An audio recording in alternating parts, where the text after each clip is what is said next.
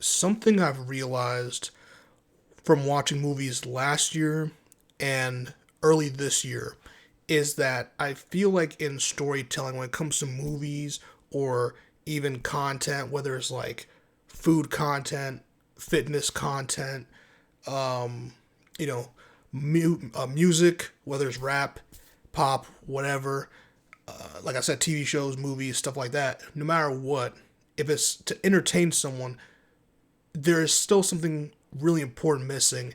And for me, that is proper storytelling, or having a message. I feel like there's always so much stuff to view for entertainment, where it's just a bunch of people doing stuff. And there's never a message behind it, or in the movie, there's never a proper storytelling structure. There's sometimes they just have it's a bunch of like attractive people on screen for the sake of being attractive. And while that's all nice and good, you still need to have a message. You still need to have characters that are intriguing.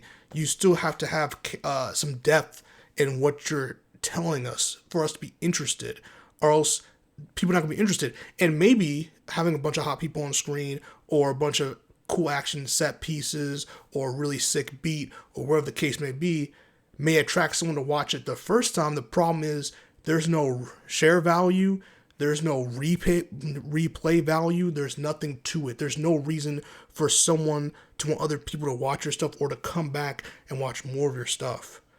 Again, whether it's content, movies, TV shows, music, whatever you want to say, you still need to have it interesting. People, you can love it all you want, but if the people don't see any value in it, they're going to move on to the next thing. You're not memorable. You're like everybody else, So that's something I've seen, and I feel that's something that's missing in just how some of these movies act. Some of these studios act for these movies when it comes to those releases, when it comes to what they're greenlighting. I feel like, they have to approve these scripts. Are you reading these things? Do you even know what you're reading? Do you just put it in a machine and the AI just tells you this will get this many seats, or this is the projection, or what is it? Because I just can't imagine some of these things getting greenlit and then it come out like this.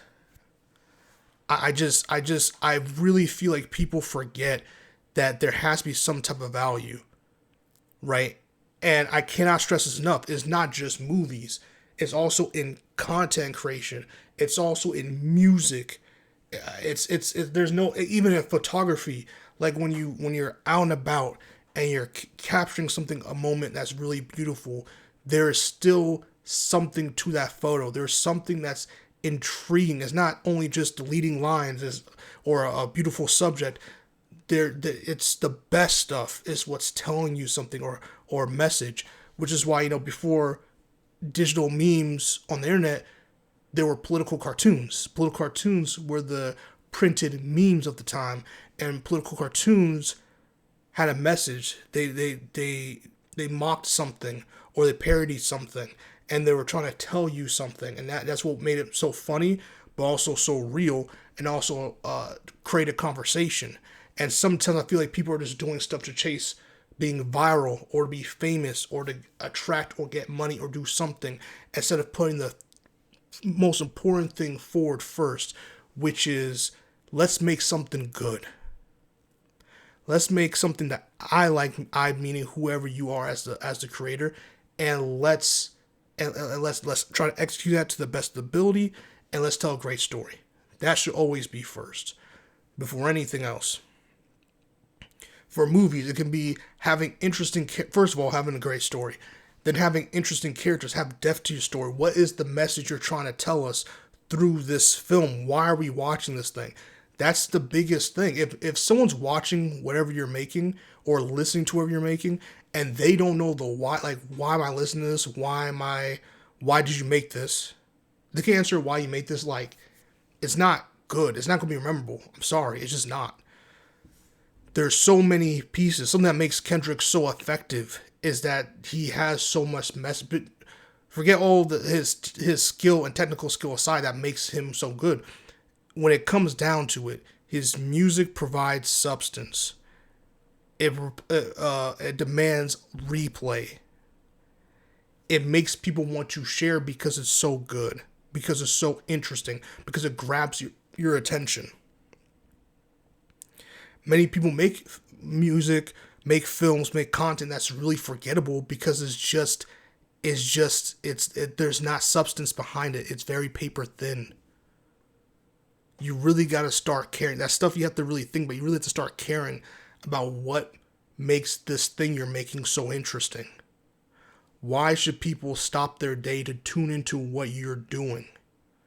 Because if you can't do that, you're not going to be in this game for long. You're definitely not going to be a professional. Being a professional means you have to think about this and do it at a very high level. And you can't do it at a high level if you never think about doing it in the first place. Because this stuff matters to the audience. Whether they actively think about it or not, this is stuff that psychologically makes them want to do what you need to do in order to monetize what you're doing. So many people. I mean, I said it in a different podcast episode or video before, like, I knew this fitness dude who during the shutdown in 2020 was making a lot of solo fitness videos. And after things opened up, he was able to do his own, get his own studio and have people come based off what he did and during the shutdown. Why was that? Was because he gave so much value to people, right? He was doing fitness tips they could do during quarantine.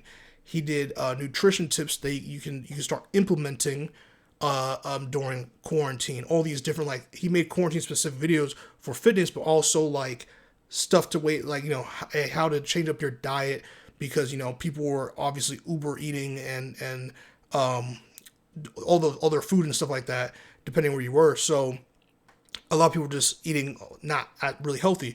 And so he was doing a lot of different alternatives, different snacks. He was just doing so many things that had so much value to people, educated so many people.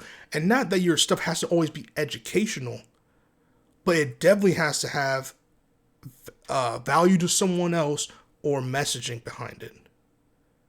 And the value was how to take care of your body and your mind, how to stay healthy, how to get healthy, how to work your way towards being able to do certain exercises he was doing. He was doing different levels of exercises so that he had something for his beginners, something for his intermediate, and then people who are on his level.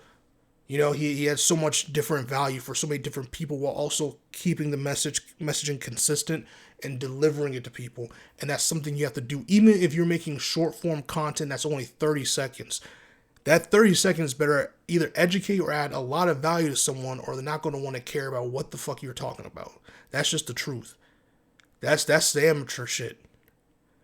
What like when you watch a movie and you're seeing these characters that don't really make sense. They feel like they're caricatures of real people instead of being a character that's existing in this fictional world that's created and has to abide by these rules that are set by the creator of this fictional world. They're just a bunch of characters doing random stuff. And instead of like actually telling a story, they're just characters reacting to a certain event or a certain thing, and it's boring. It gets boring. There's no depth to it. There's no characters that you can latch on to. There's no characters that are interesting. They're all superficial. I mean, the thing, and this was funny about Transformers, for example. Transformers had these characters, these human characters inside of the movie that was based on Earth with these Transformers, if you've never seen Transformers movies. And you could tell some of the characters were eye candy characters because they would do slow-mo shots showing how gorgeous this character is during a fight they had no business being anywhere near, because if it was reality, that person would either be deaf or dead. Because I can only imagine how loud Transformers are, but especially Transformers who are fighting in a full-scale battle in the middle of downtown Chicago or New York City or wherever they're at the time. But they'll go out of their way to have a slow-mo shot of the blue eyes blonde girl who's doing something, and that's really all her character really did throughout the movie. So there'll be stuff like that. Obviously, it's a Transformers movie. We're here for the Transformers. The Transformers better not be that boring and that one-dimensional, because that's trash. What's made the newer Transformers films better than some of the older ones is because in the older Transformers, and I'm one of the few people, I guess, that liked most of the Transformers films. I didn't think they're the best things on planet Earth, but I liked them. They were not that bad. But something that made them not really that well, and some of my criticism about it was that if your name was Optimus Prime or Bumblebee, you really didn't get any development. Even Bumblebee for the most part, but especially if your name was Optimus Prime, bro, you were getting no type of love. No type of real love. And something like about the newer Transformers films, especially Transformers 1, that people did not give a chance. And I don't blame them because I said this in a previous podcast episode on the Breaking the Kernel podcast, is that you have social movies and anything creative has social cachet. And when your social cachet runs out, people do not want to give you your money. People do not trust you anymore. And Transformers definitely ran out of it. The newer Transformers films give a lot more depth to other characters, give them a lot more to do, and tell stories that make them pivotal to the story they're trying to tell. Like they have a role in this story that you're telling. They have their own personalities. They have something to offer, not just quips or jokes, but they also have like stuff. So when dramatic scenes hit, they matter just as much as Optimus, just as much as Megatron, just as much as some of these other people. So that's why I liked about the newer Transformer films. So there's things like that. So I just feel like we're missing out on that, and that's really unfortunate when it comes to like telling stories, even video games now.